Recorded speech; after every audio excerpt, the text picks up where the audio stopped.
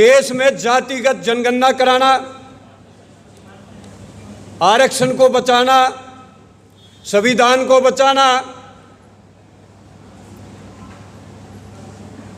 और ईवीएम को हटाकर बैलेट पेपर से कैसे निष्पक्ष ईमानदारी से चुनाव कराया जाए, इन मुद्दों को लेकर लगातार हम लोग आंदोलन कर रहे हैं और तमाम संगठन लोग आंदोलन कर रहे हैं। लेकिन आज आरक्षण भी खतरे में है, संविधान भी खतरे में है और जवान और किसान आज रोड पर।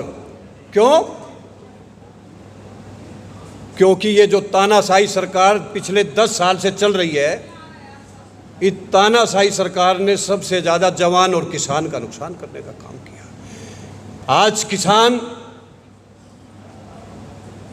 लगातार रोड पर 6 महीने से फिर दोबारा से अपनी एमएसपी के लिए, अपनी मुद्दों के लिए लड़ाई लड़ रहा है।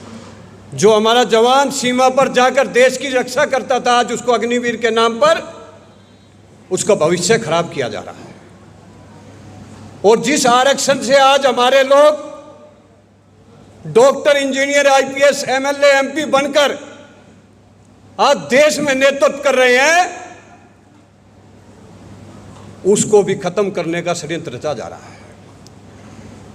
14 में यही प्रधानमंत्री ने कहा था, मैं देश नहीं बिकने दूंगा। लेकिन जब से ये आया है, गेल, बेल, रेल, हवाई अड्डा, बस अड्डा, कोई ऐसी चीज नहीं छोड़ी जिसमें हमें आरक्षण मिलता था, जिसको प्राइवेट सेक्टर में लाकर हमारे आरक्षण पर खत्म करने का काम ना किया हो। और आज लगातार उसकी तरफ ही आकर्षण है। साथियों, जातीयगत जनगणना जो बिहार सरकार ने इसकी शुरुआत की और जिसकी गूंज पूरे देश में गूंज रही है, और आज़ादी में पहली बार एक ऐसा चुनाव हुआ 2024 लोकसभा जिसके अंदर संविधान और डायमंड वर्ग के हक अधिकार की लड़ाई, जो कभी कोई उठाता नहीं था, कोई लड़ता नहीं था उन मुद्दों पर, ये 2024 का चुनाव उन्हीं मुद्दों के ऊपर लड़ा गया है। लेकिन संविधान हाथ में लेकर और बड़े बड़े मंच पर हमारे मुद्दों को उठाकर करने से बात नहीं बनेगी। अब की बार लोकसभा चुनाव के अंदर हमारे वोटरों ने, साइलेंट वोटर ने, बहुसंख्यक समाज के वोटरों ने ऐसी सरकार चुनी है जो अस्थायी सरकार है, जिसकी तानाशाही अब खत्म हो गई है। और ये सरकार पूरे 5 साल नहीं चलेगी। अगर हम डायमंड वर्ग के लोग सभी संगठनों को लेकर अगर राष्ट्रव्यापी आंदोलन किसानों की तरह खड़ा कर देंगे, तो किसी की हिम्मत नहीं जो डायमंड वर्ग के अधिकार को छीन ले, जातीय जनगणना ना हो। क्योंकि ये जातीयगत जनगणना इसलिए जरूरी है, जो आज़ादी के 76 वर्ष में जो 10% के सामंतवाद लोग कब्जा जमाए बैठे हैं, चाहे न्यायपालिका हो, राजनीति हो, चाहे कार्यपालिका हो, प्राइवेट सेक्टर, आज 10% के लोग 90% देश की उन सरकारी संस्थानों पर कब्जा जमाए बैठे हैं। उनकी पोल खुल जाएगी। इसलिए वो सामंतवाद लोग नहीं चाहते कि ये जातीयगत जनगणना हो और इसका विरोध करते हैं। लेकिन अगर हम इसी तरीके से लोग सब आंदोलन के रूप में लगे रहे, तो वो दिन दूर नहीं, जातीयगत जनगणना होकर जिसकी जितनी संख्या भारी उसकी उतनी हिस्सेदारी ना मिले। ये हमें आंदोलन करना पड़ेगा, हमें रोड पर उतरना पड़ेगा। अपने महापुरुषों के संघर्ष को देखते हुए हमें उनके राह पर चलना पड़ेगा, तब जाकर हमारे मुद्दों का हल होने का काम होगा। इसलिए साथियों, मुद्दे बहुत हैं।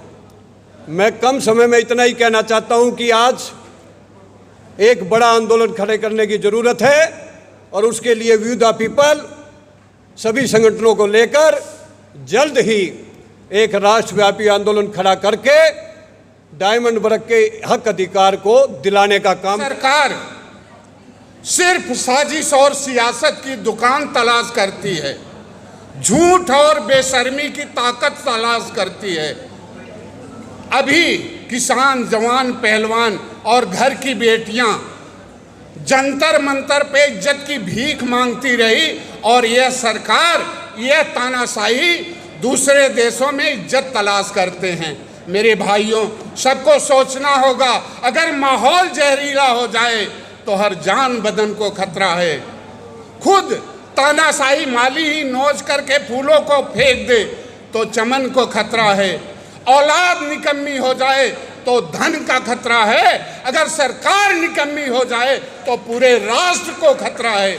इसलिए आज खतरे में है सरकार, इसलिए लड़ाई बड़ी है, तैयारी बड़ी रखना है। हमारे किसान भाई आए हैं, लगातार जो संघर्ष करते हैं, क्योंकि इस देश को प्रत्यक्ष या अप्रत्यक्ष रूप से कहीं न कहीं 70% किसान ही चलाते हैं। चाहे वो नौजवान, इन्हीं के बेटे नौजवान बॉर्डर पे रखवाली करते हैं और किसान पूरे देश की क्षुधा मिटाते हैं, तब जाकर के हमारा देश महान होता है। मेरे भाइयों, सरकार की साजिश थी कि किसान को ख़त्म कर दो, किसान को गुलाम बना दो, यह राष्ट्र अपने आप गुलाम हो जाएगा। लेकिन WTP ऐसा संगठन बना, ये धीरे धीरे चल कर के 8-10 साल में ये PDA बनाया। PDA के ही लगाए हुए पौधे हैं जो आज उग के तैयार हो रहे हैं। सरकार अब ये पता कर रही है कि ये PDA WTP क्या है, ये कैसा नया पौधा जम रहा है। इसको भी अभी हम लोग जो खुल करके मीटिंग कर रहे हैं, सम्मेलन कर रहे हैं, एक बार जंतर मंतर से भी हम लोगों को भगाया गया था। ये सरकार साजिश के द्वारा हमेशा धर्म से, ये धर्म की दुहाई देते हैं, हिंदुत्व की दुहाई देते हैं। धर्म से मोक्ष का रास्ता जाता होगा ये किसी को नहीं पता है, लेकिन धर्म, न्यायिक पूजा राजनीति में तानाशाही को जरूर पैदा करती है। यह तो पक्का हो चुका है। यह सरकार ये कह के आई थी, जितना कहा है उतना कुछ किया नहीं है। इसलिए मेरा कहना है, हाथ जोड़ने से मिलता ना अधिकार कभी। संगठित हो सभी संगठन, सपना हो जाएगा साकार अभी। नहीं जानते क्या मेरे 90% के लोगों जैसी है सरकार अभी, झूठी देती आश्वासन और करती अत्याचार सभी है। इसके अत्याचार से तंग हो करके यह संगठन काम कर रहा है। यह शिक्षा, स्वास्थ्य, सुरक्षा की कभी बात नहीं करती है। मेरे सांसद लोग आए हैं, उनके लिए भी मुझे बताना है। ये देश के लोकतंत्र में हमेशा भटकाने का काम करेंगे, काला दिन मनाएंगे, अमृत काल मनाएंगे, लेकिन आप लोग अपने मुद्दे पे डटे रहना, कभी बहकना नहीं है। क्योंकि मुद्दे की बात करोगे तो देश देखता है कि ये लोग मुद्दा से भटकाना चाहते हैं।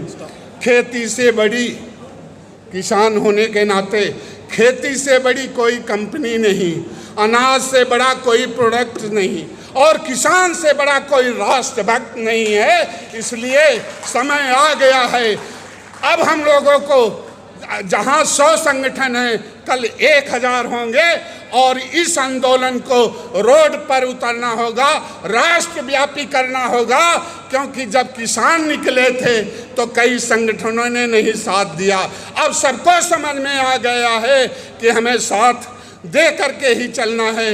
इसलिए मिटा दो जुल्म की हस्ती, यही हमारे महापुरुषों का पैगाम है। मिटा दो जुल्म की हस्ती, यही हमारे महापुरुषों का पैगाम है। अरे हम सब मानववादी, समाजवादी हैं, संघर्ष करना हमारा काम है। इन्हीं बातों के साथ जय जवान, जय किसान, जय विज्ञान, जय संविधान।